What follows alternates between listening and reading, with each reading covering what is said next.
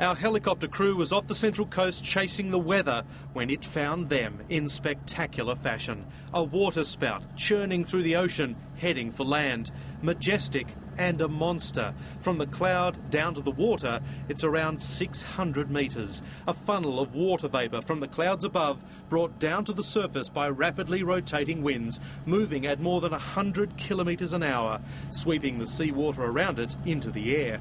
And it wasn't alone. A glance further north revealed two more created from the same system, thriving in the wet and wild conditions, just right for waterspouts. Take the warm ocean water, cold air from the changing season, add those storms and twisting winds. We tracked it for more than 20 minutes as it closed in on the coast. That's Terrigal on the right, Avoca Beach on the left, where people watched in awe. At first it looks like you think the world's going to end, but no, it was cool. The only thing that I was worried about was whether it was one of those tornadoes we've seen recently. But it looked pretty impressive. I wouldn't have liked to be in a boat out there.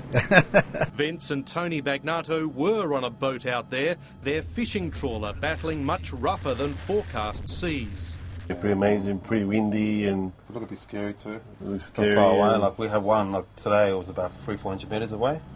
Like when you see it come, like you think it might come towards you. You don't know what to expect. They've fished off Sydney for more than 20 years and never seen so many. Yeah. Like one, two, the mates, but not three. Not three. As it neared the coast, it lost power and took just seconds to go from potential menace to memory.